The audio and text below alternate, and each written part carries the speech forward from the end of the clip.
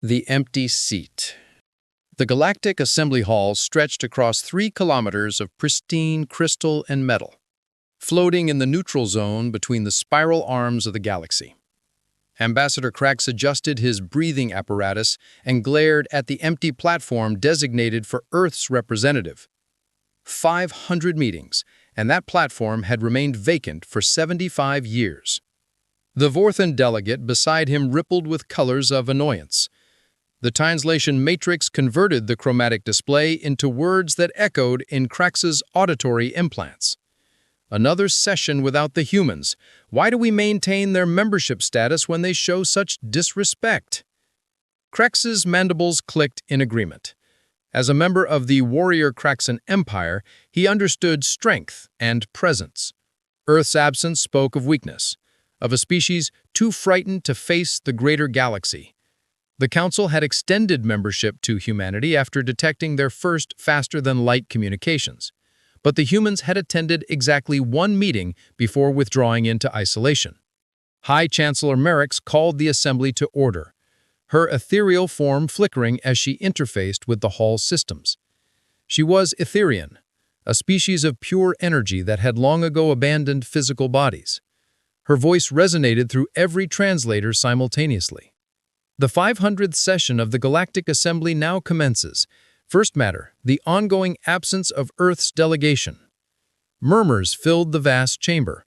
Representatives from over 300 civilizations turned their various sensory organs toward the empty platform. Some species had been patient with humanity's absence, others had grown increasingly hostile. The Kraxan Empire fell firmly in the latter category. Ambassador Thyra of the Zilani Commonwealth stood, her tall, willowy form graceful despite the heavy gravity of the station.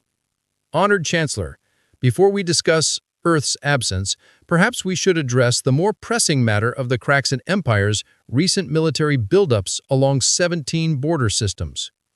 Krax rose to his full 3-meter height, his armored carapace reflecting the chamber's lights. The Kraxan Empire's military deployments are purely defensive. We merely protect our interests from potential threats. Defensive. Thyra's voice carried doubt. Your fleets have tripled in size over the past decade. Your shipyards work continuously. What threat requires such preparation? The threat of complacency, Krax replied, his forearms spreading wide. This assembly has grown soft, dependent on words rather than strength. Look at Earth's empty seat. We invited them to join us, and they fled like frightened prey. Such weakness infects this entire body. High Chancellor Merrickx posed with controlled energy. Ambassador Krax, Earth's absence is not evidence of weakness. We know little of their reasons. We know enough, Krax countered. They attended 1 meeting, saw the might of the assembled civilizations, and retreated to their single system. They contribute nothing to our collective defense, share no technology, participate in no trade agreements. They are parasites, holding a seat they do not deserve. The Makari Collective spokesman, a hybrid of organic and mechanical components, processed data streams before speaking.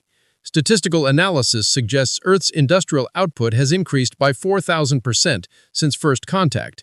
Their energy consumption indicates massive infrastructure development, building shopping centers and entertainment complexes, no doubt. Krax said dismissively, humans are known for their obsession with comfort and leisure. While we discuss galactic security, they probably debate what foods to synthesize for dinner. Several delegates laughed, a sound that translated into various forms across species. But Thyra remained standing, her expression serious. I've studied Earth's history. They have survived global wars, near-extinction events, and unified their entire planet within a single generation after developing FTL communication. Such achievements suggest resilience, not weakness.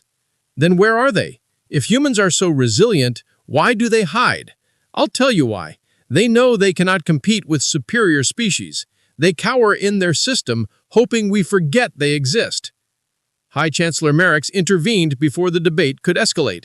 The question before us is whether to maintain Earth's membership, despite their continued absence. The Charter requires active participation from all members. A vote was called. One by one, representatives cast their decisions. The tally appeared on the central display: 187 for revocation, 113 for retention. Earth's seat would be removed unless they attended the next session and provided explanation for their absence. Before the announcement could be formalized, alarms screamed through the station. The massive display screens that normally showed stellar maps and trade routes suddenly filled with emergency broadcasts. Border colonies were going dark, not just losing communication, but disappearing entirely from sensor networks. The Vorthan delegates' colors shifted to deep purple fear. The Kepler outpost just went silent. That's the 15th colony in 3 days. Crack stood again, but this time his posture was different, alert, predatory. The Kraxan Empire offers its protection to any system willing to accept our oversight. Our fleets stand ready. Your fleets are causing this crisis, Thyra accused. These colonies border your space. This is invasion disguised as rescue. Prove it, Krax challenged. Show me evidence of Kraxan ships at these locations. You cannot, because we have taken no aggressive action. But when these colonies request our aid, we will respond. High Chancellor Merrick's energy form flickered erratically, a sign of extreme distress. Ambassador Krax, the Galactic Assembly forbids unilateral military action. The Galactic Assembly has failed to protect its members, Krax replied. The Kraxan Empire will not stand idle while innocents suffer. Any system that requests our protection will receive it. Any force that opposes us will be considered hostile. It was an ultimatum that shattered 5 centuries of relative peace. The chamber erupted in chaos as representatives shouted, transmitted, and gestured frantically. Some called for military response, others for negotiation, still others for immediate evacuation of threatened systems. Thyra managed to restore some order by accessing her priority speaker status. This is exactly what Earth warned about in their single attendance. Ambassador Chen stood at that platform 75 years ago and said the Assembly was not ready for humanity's participation. He said we confused debate with action, that we had grown so comfortable in our routines we couldn't see the storms gathering. More evidence of human cowardice, Krax said. They saw conflict coming and ran. Or they saw it coming and prepared, Thyra countered. We've monitored massive energy signatures from their system. Construction on a scale we can barely comprehend. What if Earth's absence wasn't fear but strategy? The idea hung in the air, but most dismissed it. Earth was one system, one young species barely out of their stellar cradle. The Kraxan Empire controlled 40 systems with fleets numbering in the thousands. Even if humans had spent every moment building ships, they couldn't hope to match such power. Commander Elena Vasquez received the emergency transmission in her stealth reconnaissance vessel, hiding in the shadow of a rogue asteroid. She'd been monitoring assembly broadcasts for Earth's strategic command, as dozens of other vessels did throughout local space.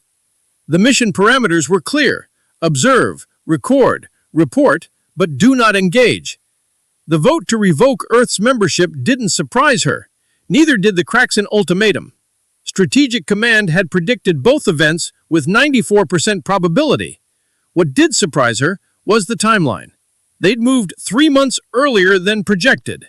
She encoded a quantum burst transmission to Earth, knowing it would take several hours to arrive through secure channels, then settled back to watch the Assembly struggle with a crisis they should have seen coming. Earth had seen it, had known from that first meeting that the galactic political structure was a house of cards waiting for a strong wind. The Assembly disbanded in chaos, representatives fleeing to their ships to report to their governments. Some systems began mobilizing their modest defense forces. Others sent diplomatic missions to the Kraxan Empire, hoping to negotiate protection. Still others simply waited, paralyzed by indecision. Krax stood on his command ship's bridge, watching the assembly station shrink behind them. His second-in-command approached, mandibles clicking with excitement. The border fleets report complete success. 15 colonies have already requested our protection. By tomorrow, it will be 30. And Earth? Krax asked. Still silent, still absent. As predicted, they will do nothing. Krax nodded, satisfied. The galaxy would soon learn that strength, not words, determines survival. And Earth would learn the cost of absence when the Kraxan Empire eventually turned its attention to their single isolated system. But in the Sol system, humanity was anything but idle. The message from Commander Vasquez arrived at Strategic Command, where Admiral Sarah Chen, daughter of the ambassador who attended that single assembly meeting, read it with grim satisfaction. 75 years of preparation, she said to her staff. Every prediction, every model, every scenario we've run, it all comes down to this moment. She turned to the massive tactical display showing Earth's true military assets. Not the 100 ships the galaxy might expect from an isolated system. Not even the 1,000 ships a paranoid species might build. 2,000 warships, each one a masterpiece of human engineering, waited in silent readiness. Send the word to all fleet commanders, Admiral. The Silent Years. 75 years earlier, Ambassador Zhang Chen had stood before the Galactic Assembly with a small team of humanity's finest diplomats, scientists, and military advisors. The Grand Chamber had been less crowded then, with only 200 member species, but the pomp and ceremony had been just as elaborate. The Etherean who preceded High Chancellor Merrick's had welcomed humanity with flowery speeches about cooperation and shared prosperity. The translator had struggled with some concepts, creating awkward pauses as humanity's team tried to understand the nuances of galactic politics. What they found disturbed them profoundly. "It's a powder keg," Admiral Marcus Chen, Zhang's brother, had whispered during a recess. "Half these species are one trade dispute away from war, and the other half couldn't defend themselves if they tried." Zhang had nodded, watching the Kraxan delegation stride through the chamber like they owned it. Even then, their militaristic nature was obvious. The assembly has no real military force, no unified command structure. Each species maintains token fleets while assuming collective security will protect them. Collective security only works if someone's willing to shed blood for strangers, Marcus replied. I don't see that willingness here. The first session had confirmed their fears. The assembly spent 6 hours debating the proper shade of blue for diplomatic vessels, while urgent requests for assistance from border colonies went unaddressed. When the Kraxan Empire proposed creating a security council with themselves as permanent leaders, half the assembly supported it simply to avoid making difficult decisions themselves. Zhang had returned to Earth with a heavy heart and a clear recommendation. Humanity needed to prepare for the storm that was coming, and they needed to do it alone. President Maria Rodriguez had listened to the delegation's report in the underground bunker that served as Earth's strategic command. You're recommending complete isolation? Not isolation, preparation. If we join the assembly now, we'll be drawn into their conflicts, forced to choose sides, expected to contribute our resources to a system that's fundamentally broken. But if we stay out, we can build our strength without interference. For how long? The president asked. Admiral Marcus Chen had pulled up the projections. Our analysts give the current structure 50 to 100 years before major conflict erupts. The Kraxan Empire is the obvious catalyst, but there are others. The Vorthan hegemony shows expansionist tendencies. The Makari collective's resource consumption is unsustainable. Something will break. And when it does, Earth needs to be ready. Not with a token fleet, but with overwhelming force. The only language the galaxy will understand when the talking stops. The decision hadn't been easy. Many on Earth wanted to embrace the galactic community, to trade technology and culture with other species. But the strategic reality was undeniable. Earth transformed overnight from a species reaching for the stars to one preparing for war.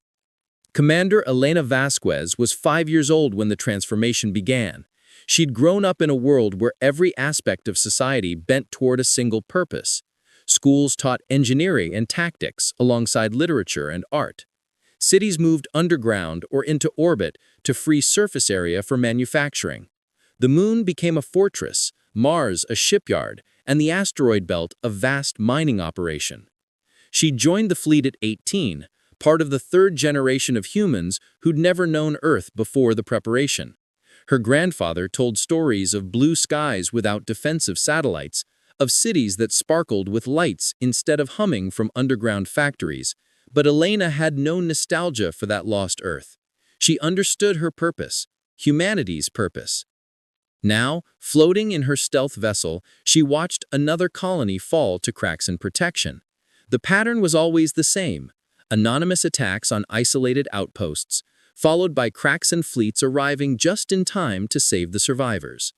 The grateful colonists would accept protection, not realizing they'd traded independence for slavery. Her quantum communicator crackled to life with an encrypted message from Strategic Command. All reconnaissance units return to Sol System immediately. Repeat, all units return. Operation Return is authorized. Elena's heart raced.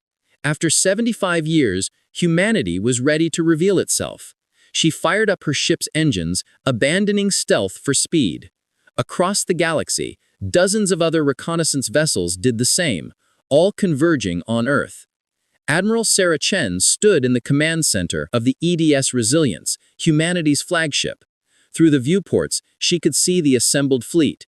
2,000 warships, arranged in perfect formation, their hulls gleaming with armor that had never seen battle, but had been tested against every weapon design humanity could imagine or steal from intercepted galactic transmissions. Each ship carried weapons that violated no galactic treaties because humanity had never signed them. Antimatter torpedoes, quantum disruptors, neural scramblers designed specifically for different species' physiologies. 75 years of innovation compressed into hulls of metal and determination.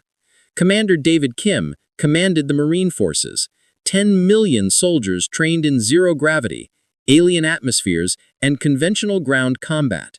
They'd run simulations against every known species, studied their weaknesses, developed counters to their strengths. "Are we ready for this?" Kim asked, standing beside Chen as they reviewed the fleet disposition.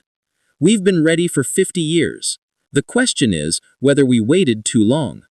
The latest intelligence showed 30 systems had fallen to cracks in protection in the past week. The Galactic Assembly had called emergency sessions that accomplished nothing. Some species had formed hasty alliances that would crumble at first contact. Others had already begun negotiating surrender terms. The Assembly needs to see strength. Not just ships and weapons, but the will to use them. The Kraxan understand only force. The others understand only fear. We'll give them both. Dr. Amara Singh, Earth's lead xenopsychologist, had spent decades studying every species in the Assembly. Her team had built detailed profiles, predicting how each would react to humanity's return. The Zelani will support us if we show honor. The Vorthans will respect cunning. The Makari will calculate odds and side with the probable victor. But the Kraxan, they'll see us as the ultimate challenge. "Let them," Chen said. "We didn't spend 75 years preparing to fight fair." The fleet began its journey to the assembly station, moving in a formation that would be impossible for such a large force without decades of training. They didn't use standard hyperlanes, instead taking routes humanity had secretly mapped through dark matter currents and gravitational anomalies. As they traveled, Chen reviewed the message they would deliver, not a plea for membership or a request for recognition, a statement of intent. Humanity would attend one more assembly meeting, and this time they would set terms. In the assembly hall, panic had set in. 50 systems had now fallen to cracks in protection, and the Empire's fleets grew bolder.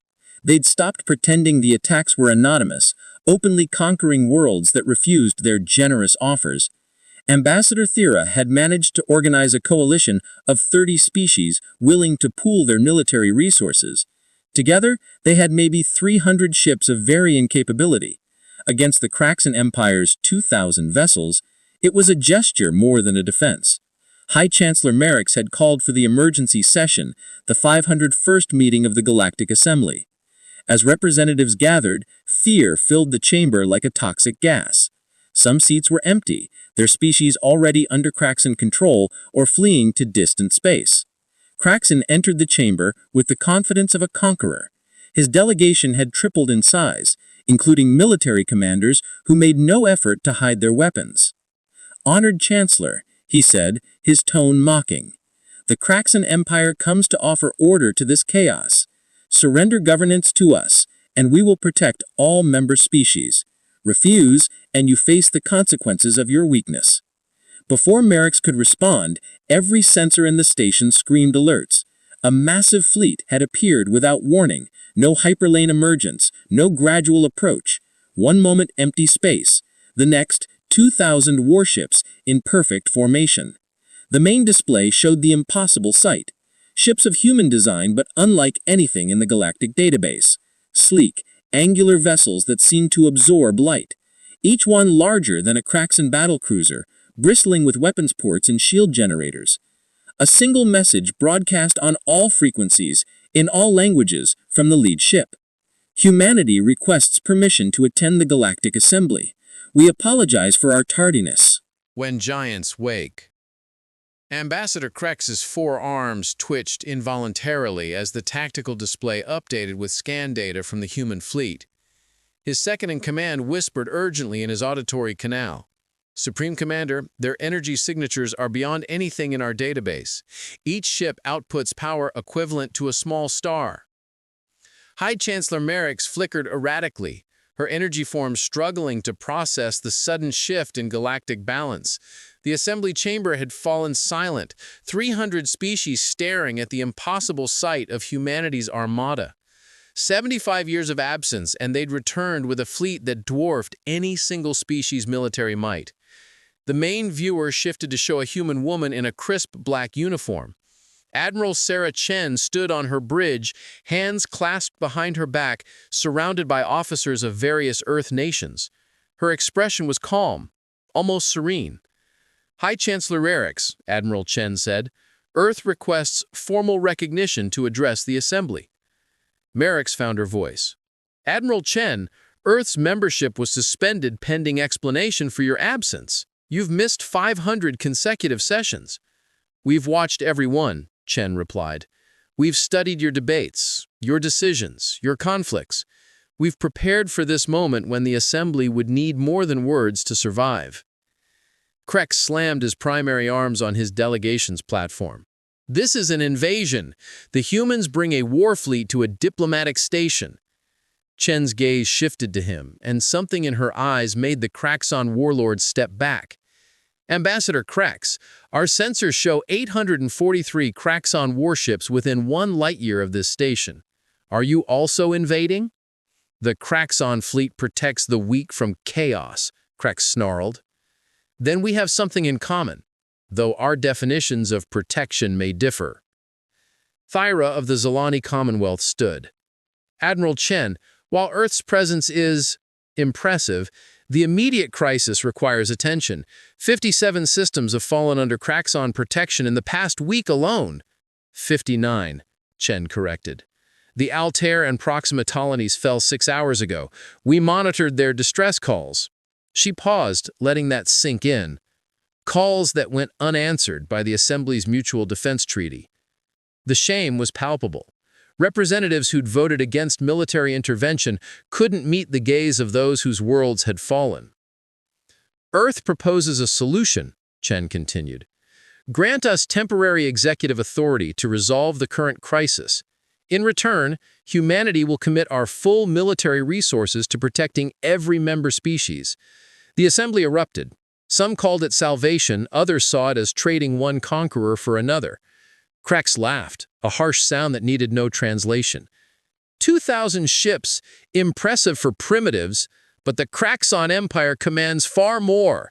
We have supply lines, established bases, experienced commanders who fought actual battles, not simulations.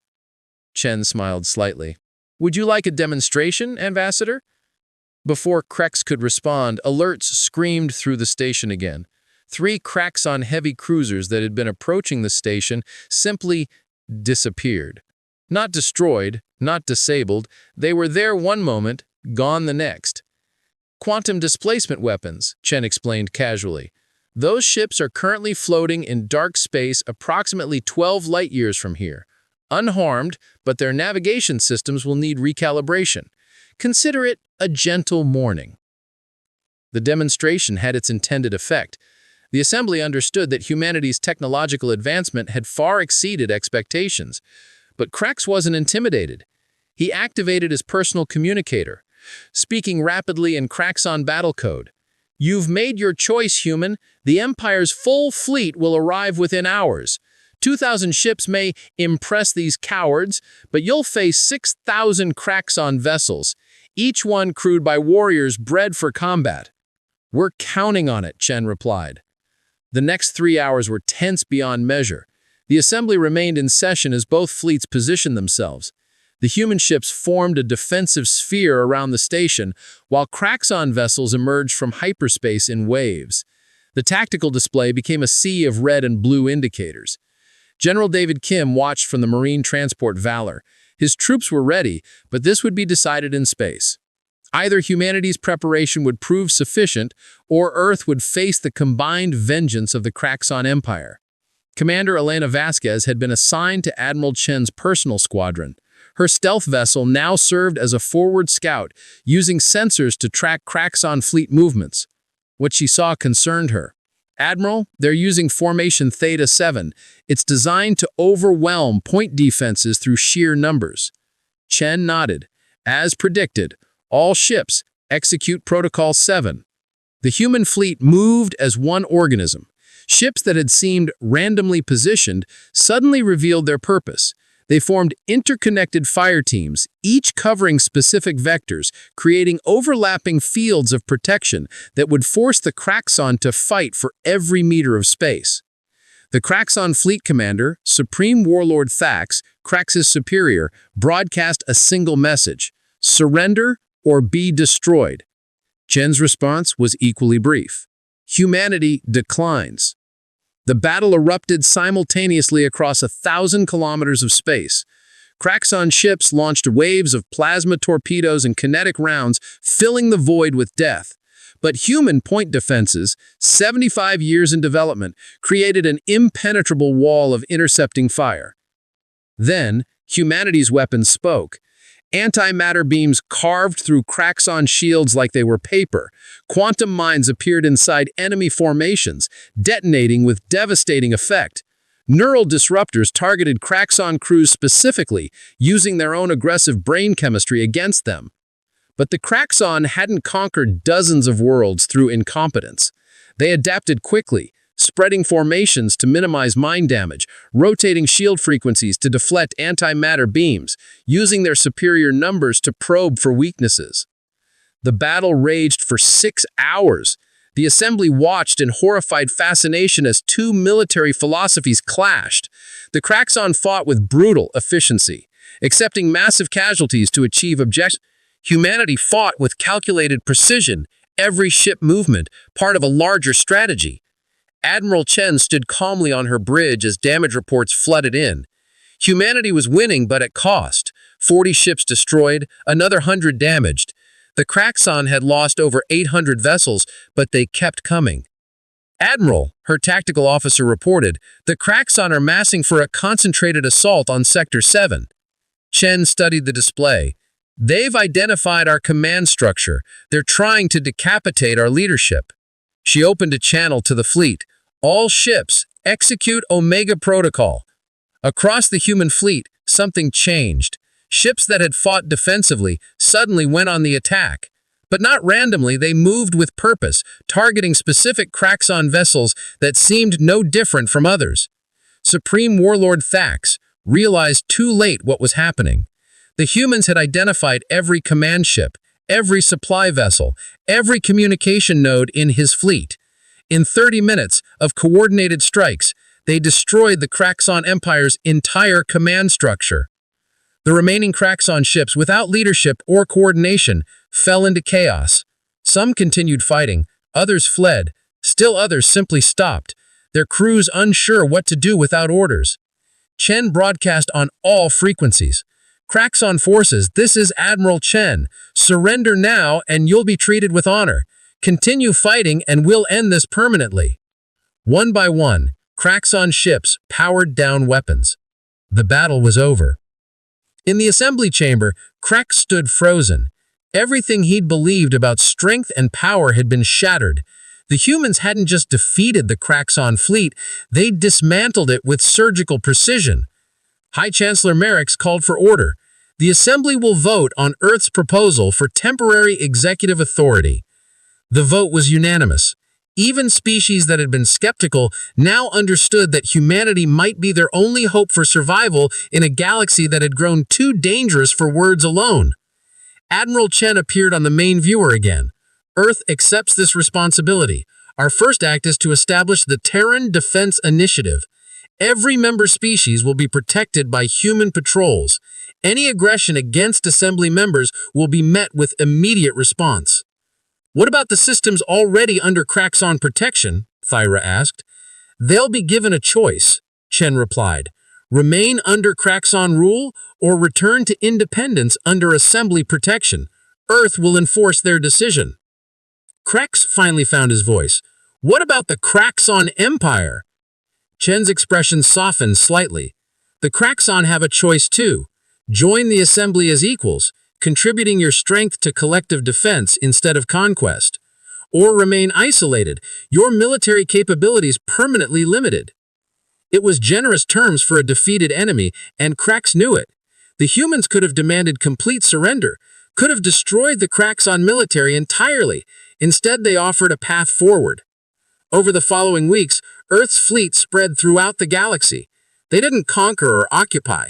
They simply appeared wherever they were needed, ended conflicts with minimal bloodshed, and disappeared again. The Terran Defense Initiative became legendary for its efficiency and restraint. Commander Vasquez led one such mission to liberate a Vorthan colony that had been under Kraxon control. The Kraxon